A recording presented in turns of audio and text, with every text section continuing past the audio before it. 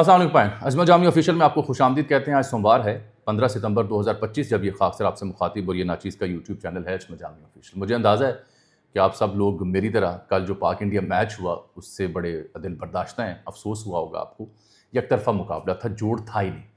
لیکن یوزلی یہ ہوتا ہے کہ جب کوئی میچ ہوتا ہے پاکستان انڈیا کا، جیت ہو یا ہار ہو، تو ہم اس کے اوپر گفتگو کر رہے ہوتے ہیں 2-4 دن۔ یہ پہلا موقع ہے کہ ہار جیت پیچھے رہ گئی۔ انڈین ٹیم کا جو رویہ تھا starting from the beginning, toss سے لے کے میچ سرمنی کے اینڈ تک، وہ موضوع بحث بنا ہوا ہے۔ اور اب پاکستان نے پی سی بی نے بڑا اہم فیصلہ کر لیا ہے۔ ایک تو انہوں نے کہا میچ ریفری کو فارغ کیا جائے ورنہ ہم ایشیا کپ کے میچ نہیں کھیلیں گے۔ پھر اپنا عثمان والا ہیں ڈائریکٹر انٹرنیشنل افیئرس پی سی بی میں، ان کو فارغ کیا ہے۔ تو بیک گراؤنڈ میں نے چیک کیا وہاں ہوتا کیا رہا میچ کے دوران، کچھ ذمہ داروں سے میری بات ہوئی۔ اہم ترین خبر آپ کو دوں گا کہ پاکستان نے، سسٹم نے، حکومت نے، کیونکہ محسن نقوی اور دیگر نے یہاں رابطے کیے، ایک بہت بڑی گو ہیڈ دے دی ہے پی سی بی کو کہ یہ جو سب کچھ ہوا ہے اس کا جواب دینا ضروری ہے۔ وہ جواب کیا ہوگا، میرے ساتھ رہیے گا، آپ کو ڈیٹیل میں شیئر کروں گا۔ پھر خود انڈین میڈیا میں کچھ لوگ ایسے ہیں جنہوں نے ان واقعات کی مذمت کی ہے۔ ساتھ آپ سے میں نے خبر ڈسکس کرنی ہے سیلاب کے حوالے سے۔ حامد میر صاحب ملتان گئے ہوئے تھے تو انہوں نے ایک کالم لکھا ہے، اس کا عنوان ہے ٹک ٹاک حکومت۔ تو وہ بیان کروں گا کہ کیسے انہوں نے دیکھا کہ توجہ ہے ہی ٹک ٹاک کے اوپر، ویڈیو کے اوپر ہے، زیادہ ویڈیو زیادہ بنے۔ وہ کے پی سے لے کے ملتان تک تمام حکومتوں کو انہوں نے رگڑ دیا اس میں۔ آپ کو یاد ہے آج وسیم بادامی صاحب کا ایک میسج آیا وہ تھا ایکس کے اوپر، شان رمضان ان کی ایئر وائی پہ ٹرانسمیشن ہوتی ہے، ایک بچہ وہاں پہ بڑا ننھا سا گپلا سا پیارا سا کیوٹ ہے، احمد شاہ، اس کا بھائی عمر شاہ، وہ بھی ایسی ٹرانسمیشنز میں آتا تھا۔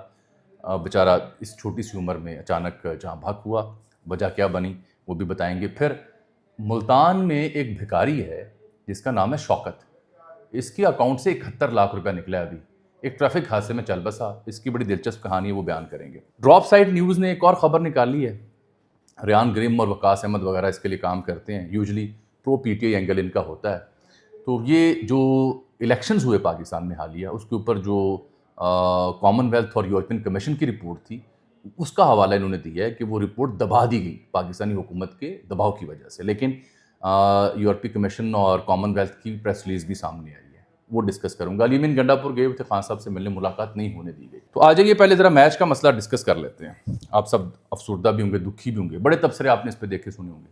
پہلی بات تو یہ حضور، یہ آرام سے میری بات سن لیں، کوئی جوڑ رہا ہی نہیں، یعنی کمپٹیشن نام کی شے پاک انڈیا میچ میں ہے ہی نہیں ہے۔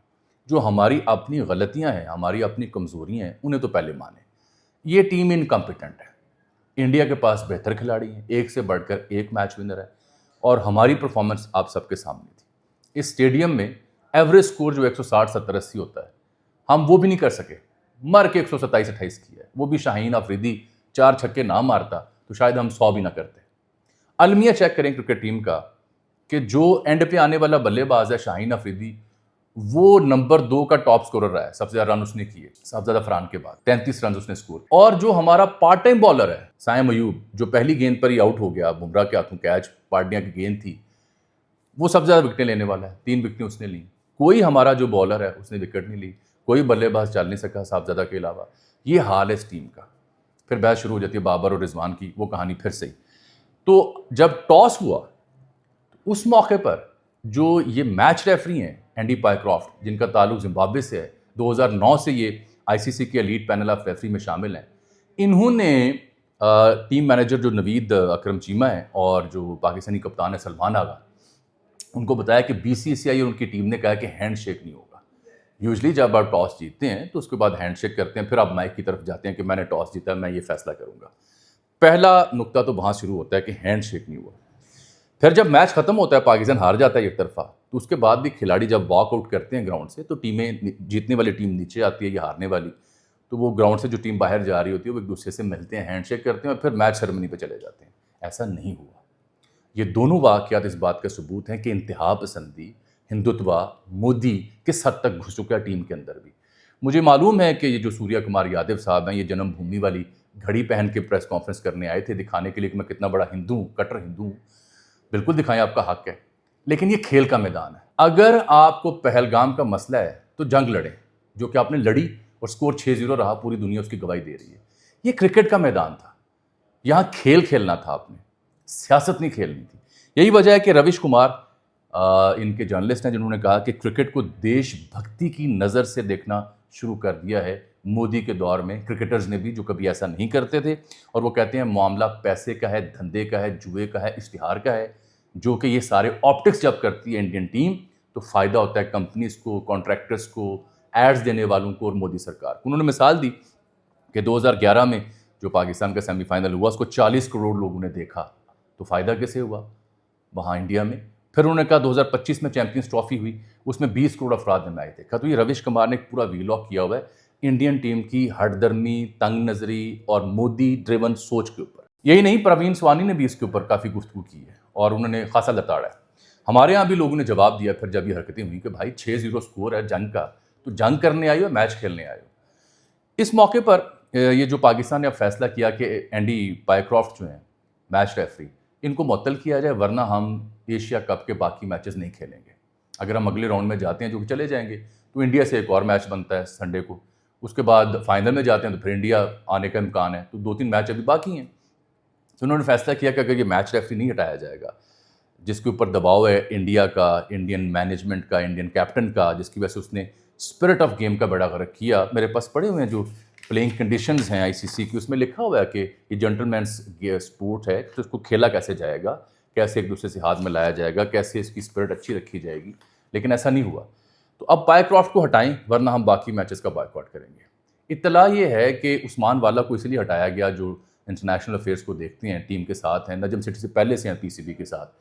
انہیں ہٹایا اس لیے گیا ہے کہ جناب جب آپ کو میچ شروع ہوتے ساتھ ہی پتہ چلا کہ یہ کارروائی ہو گئی ہے تو آپ نے ریئیکشن دینے میں تاخیر کیوں کی؟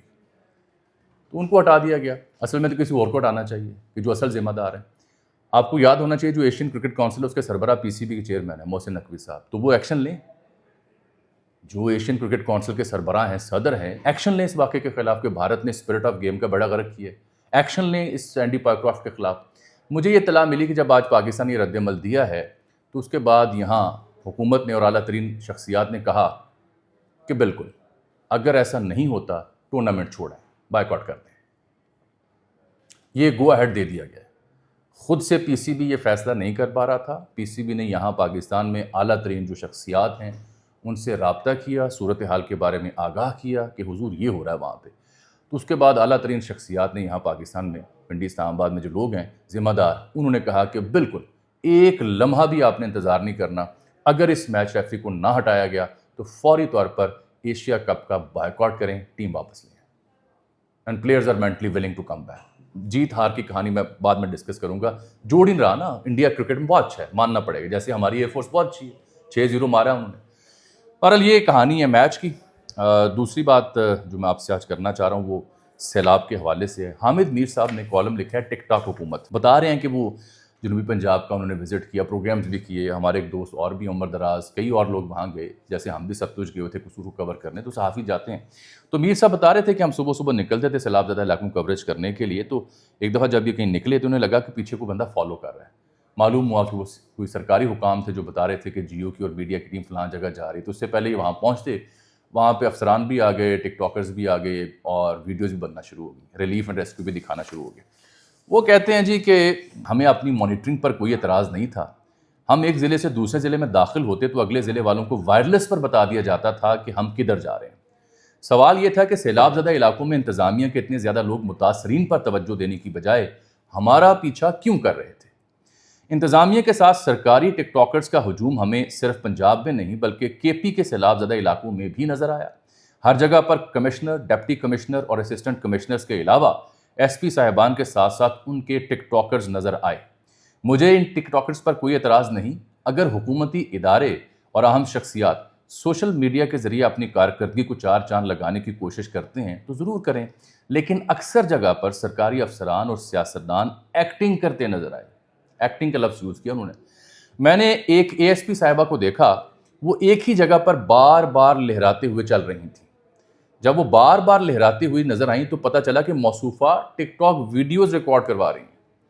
جب وزیر اعلیٰ کے پی سیلاب زدگان میں 5-5 ہزار کے نوٹ بانٹنے کی ویڈیو بنوائیں اور وزیر اعلیٰ پنجاب رحیم یار خان کے ایک ریلیف کیمپ میں ایک چھوٹی بچی سے پوچھیں کہ بتاؤ میں کون ہوں، بچی جواب میں کہے آپ مریم نواز صاحبہ ہیں اور صاحبہ کے لفظ پر مریم نواز کا چہرہ کھل اٹھے، پھر یہ ویڈیو میڈیا پر ریلیز کرائی جائے تو ایک ASP صاحبہ کو بھی لہرا کر اپنی ویڈیو ریکارڈ کرانے کا پورا حق ہے.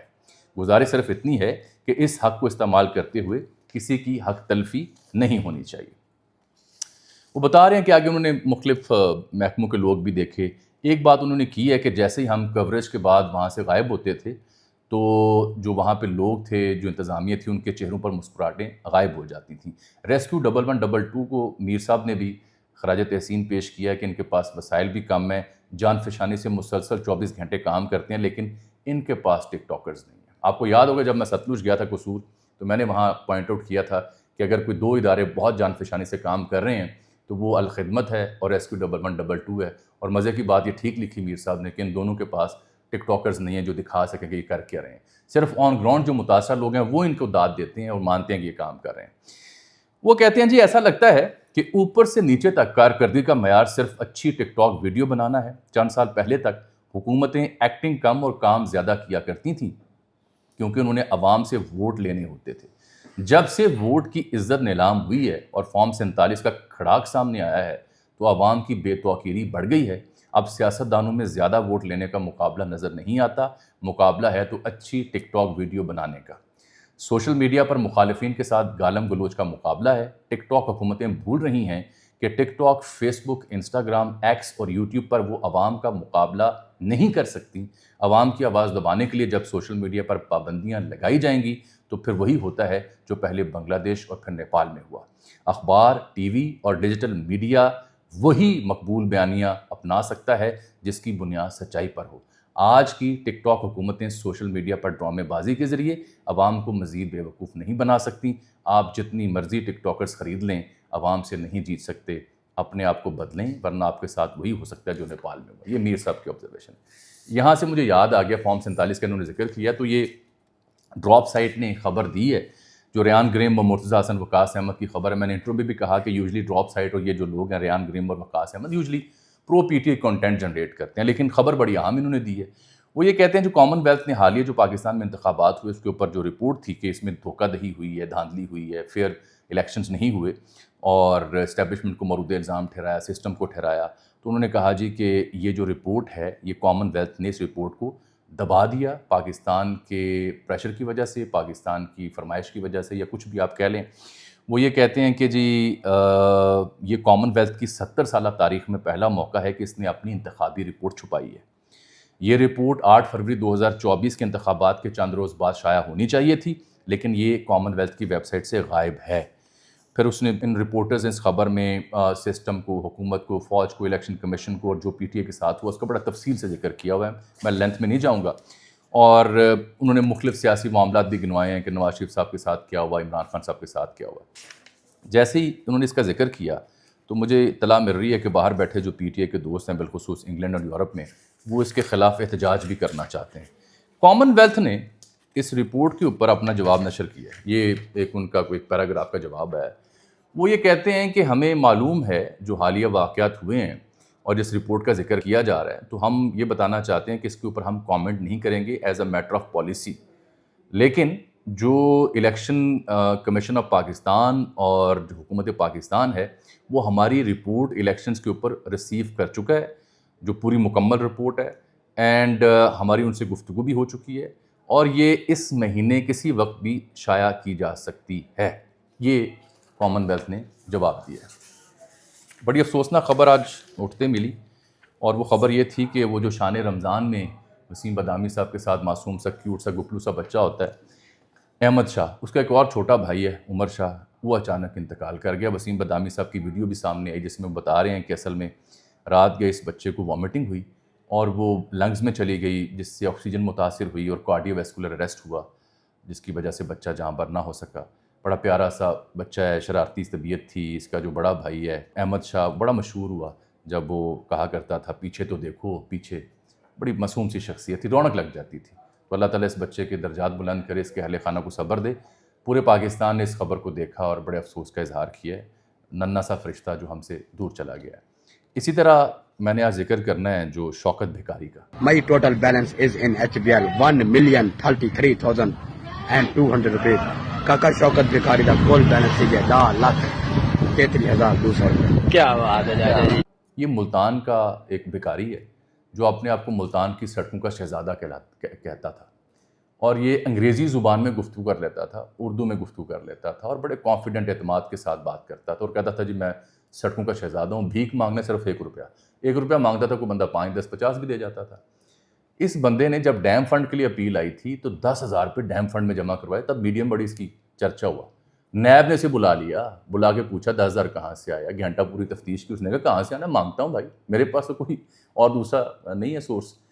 تو یہ جھینگڑ ماڑا کا علاقہ ہے ضلع مظفر گڑھ میں، وہاں پہ موٹر سائیکل پہ جا رہا تھا، لوڈر رکشے سے اس کی ٹکر ہوئی اور یہ جاں بحق ہوا۔ یہ واحد بھکاری ہے جس کے اکاؤنٹ سے مرنے کے بعد 71 لاکھ روپے برآمد ہوئے ہیں، ابھی تک 71 لاکھ روپے بینک اکاؤنٹ میں پڑے ہوئے ہیں، اور اتنا امیر بھکاری شاید ہی میں نے کبھی دیکھا ہو۔ دوسرا، اس کے پاس کئی ایکڑ زمین بھی تھی، اپنی گاڑی موٹر سائیکل سارا کچھ تھا، یہ رونقی بندہ تھا، یہ بھی چل بس ہے، اللہ اس کے درجات بلند فرمائے۔ پاکستانی منفرد معاملات میں ریکارڈ بناتے ہیں، جہاں بنانے چاہیے وہاں ہار جاتے ہیں۔ تو گنڈا پور صاحب نہیں جا سکے جی آج خان صاحب سے ملنے کے لیے، میں نے اس پہ ایک جملے کا تبصرہ کرنا ہے۔ میرا خیال ہے یہ گنڈا پور صاحب کے لیے بہت اچھا ہوا ان کی خان صاحب سے ملاقات نہیں ہوئی، ملاقات ہو جاتی تو گڑبڑ ہو جاتی۔ اللہ حافظ۔